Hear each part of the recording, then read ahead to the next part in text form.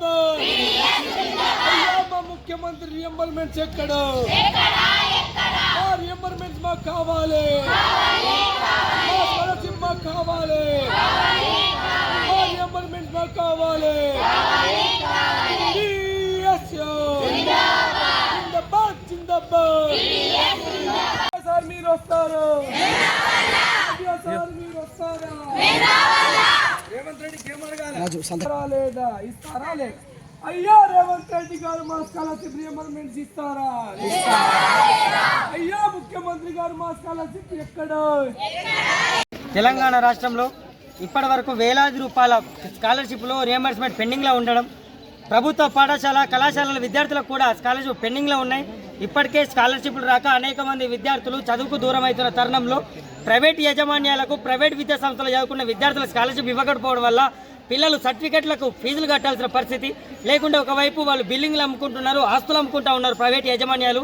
మీరు ఎలాగో ప్రైవేట్ కళాశాల ప్రభుత్వ కళాశాలను బాగా చేయించారు, మౌలిక వసతులు ఇవ్వరు, విద్యార్థుల చదువు మీద మీకు శ్రద్ధ లేదు. కనీసం ప్రైవేట్ విద్యా సంస్థలను ఆదుకోవాల్సిన సోయిపోయి 10 సంవత్సరాలు కేసీఆర్ ఏం చేసిండు, 10 సంవత్సరాలు మిమ్మల్ని తిట్టుకున్నాడు తప్ప మీకు ముఖ్యమంత్రి పదవి ఎందుకు ఇచ్చిండు ప్రజలు?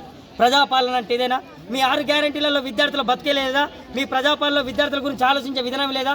ఈరోజు యజమాన్యాలు మొత్తుకుంటూ ఉన్నాయి. అనేక సందర్భాలలో సమ్మె చేస్తామని చెప్తే ఈ బట్టి విక్రమార్క ఉప ముఖ్యమంత్రి లేకుంటే మహేష్ కుమార్ గౌడ్ గారు, పొన్నం లక్ష్మణ్ గారు వీళ్ళందరూ ఏమన్నారు? మేము ప్రభుత్వంతో చర్చలు మీతో జరుపుతాం, మీకు సమస్యలు పరిష్కరిస్తామన్నారు. మరి ఈరోజు ఎటుపోయినావు? బట్టి విక్రమార్క నువ్వు ఎటుపోయినావు? ముఖ్యమంత్రి దావోస్ పర్యటనలో 1,90,000 కోట్లు తెచ్చిన దావోస్ ముఖ్యమంత్రి ఈరోజు విద్యార్థులు కనవలేదా?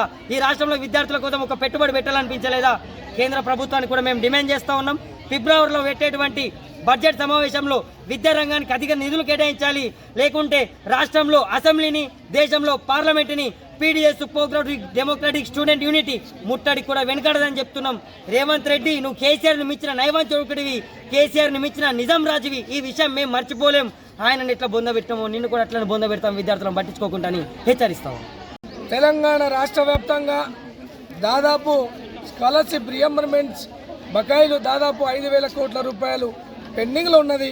గత ప్రభుత్వం కేసీఆర్ ప్రభుత్వం 4,000 కోట్ల రూపాయలు 4 సంవత్సరాలుగా పెండింగ్లో పెట్టడం ద్వారా అవి ఇప్పటివరకు రిలీజ్ కాకపోగా ఈ ఏదైతే రెండో ప్రభుత్వం కాంగ్రెస్ ప్రభుత్వం తెలంగాణలో ఏర్పాటు కావడం జరిగింది.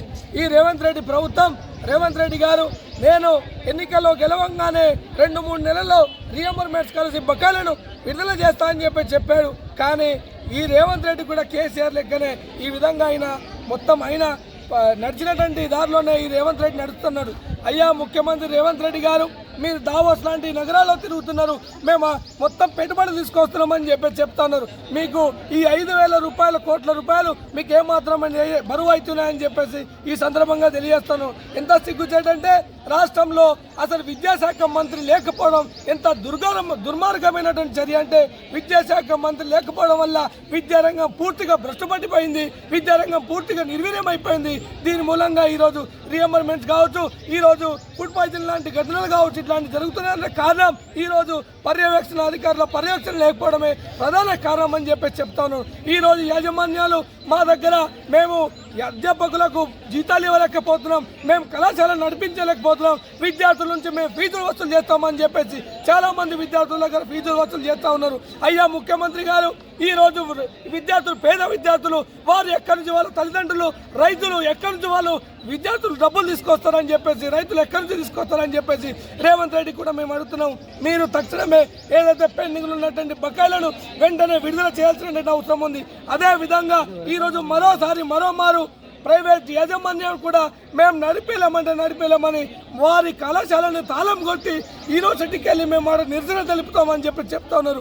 మీకేమాత్రం సోయి ఉందా అని చెప్పేసి ఈ సందర్భంగా తెలియజేస్తూ వెంటనే ఏదైతే రియంబర్మెంట్స్ కలిసి బకాయిలను విడుదల చేయాలని చెప్పేసి కూడా మేము డిమాండ్ చేస్తూ ఉన్నాం. లేని పక్షంలో ఖచ్చితంగా పెద్ద ఎత్తున ఉద్యమం చేయడానికైనా వెనుకాడబోమని చెప్పేసి కూడా ఈ సందర్భంగా హెచ్చరిస్తూ ఉన్నాం.